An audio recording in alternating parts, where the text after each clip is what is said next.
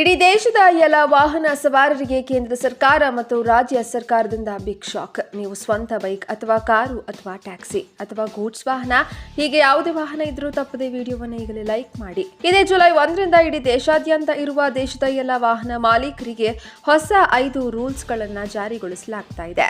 ಸ್ವಂತ ವಾಹನ ಹೊಂದಿರುವ ಎಲ್ಲ ವಾಹನ ಮಾಲೀಕರಿಗೆ ಅಧಿಕೃತವಾಗಿ ಆದೇಶವನ್ನು ಹೊರಡಿಸಲಾಗಿದ್ದು, ತಪ್ಪದೆ ಕೊನೆವರೆಗೂ ನೋಡಿ. ದೇಶದಲ್ಲಿ ಇತ್ತೀಚೆಗೆ ಹೆಚ್ಚುತ್ತಾ ಇರೋ ರಸ್ತೆ ಅಪಘಾತಗಳನ್ನು ತಡೆಗಟ್ಟಲು ಕೇಂದ್ರ ಸರ್ಕಾರ ಮತ್ತು ರಾಜ್ಯ ಸರ್ಕಾರವು ಮೇಲಿಂದ ಮೇಲೆ ಹೊಸ ನಿಯಮಗಳನ್ನು ಜಾರಿಗೊಳಿಸುತ್ತಾ ಬರುತ್ತದೆ.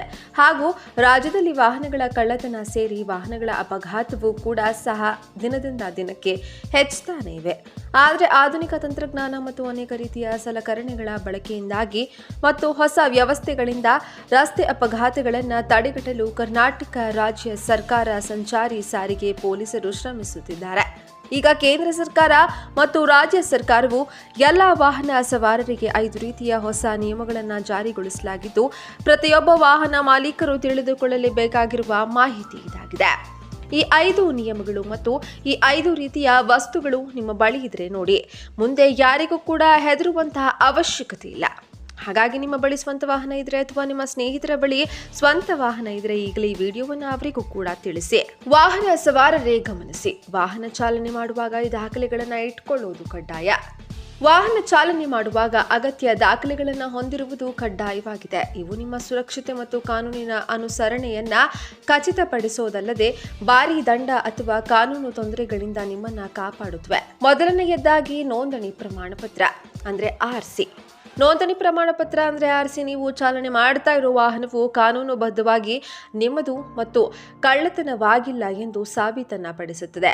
ಯಾವುದೇ ರಸ್ತೆ ಪ್ರವಾಸಕ್ಕೆ ಈ ದಾಖಲೆ ಅತ್ಯಗತ್ಯ. ಎರಡನೆಯದಾಗಿ ಮಾಲಿನ್ಯ ನಿಯಂತ್ರಣ ಪ್ರಮಾಣ ಪತ್ರ ಅಂದರೆ PUCC.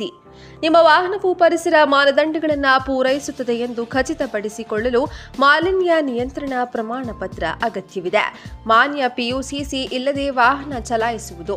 ಮೂರನೆಯದಾಗಿ ಡ್ರೈವಿಂಗ್ ಲೈಸೆನ್ಸ್ ಅಂದರೆ DL.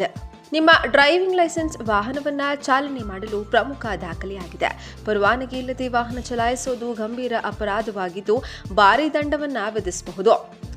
ಇನ್ನು ಫಿಟ್ನೆಸ್ ಪ್ರಮಾಣ ಪತ್ರ. ಕೆಲವು ವಾಹನಗಳ ಸುರಕ್ಷತೆ ಮತ್ತು ರಸ್ತೆಯಲ್ಲಿ ಬಳಸಲು ಯೋಗ್ಯವಾಗಿದೆ ಎಂದು ಪರಿಶೀಲಿಸಲು ಫಿಟ್ನೆಸ್ ಪ್ರಮಾಣ ಪತ್ರ ಅಗತ್ಯವಿದೆ. 5ನೆಯದಾಗಿ ವಿಮಾ ಪ್ರಮಾಣ ಪತ್ರ ಅಂದರೆ ಇನ್ಶೂರೆನ್ಸ್.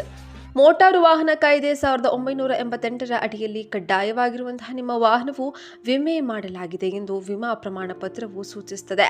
ಈ ದಾಖಲೆಯನ್ನು ತಯಾರಿಸಲು ವಿಫಲವಾದರೆ ದಂಡ ಅಥವಾ ಜೈಲು ಶಿಕ್ಷೆಗೆ ಕಾರಣವಾಗಬಹುದು. ಆದ್ದರಿಂದ ಅದನ್ನು ಯಾವಾಗಲೂ ನಿಮ್ಮೊಂದಿಗೆ ಕೊಂಡೊಯ್ಯೋದನ್ನು ಖಚಿತಪಡಿಸಿಕೊಳ್ಬೇಕಾಗುತ್ತೆ.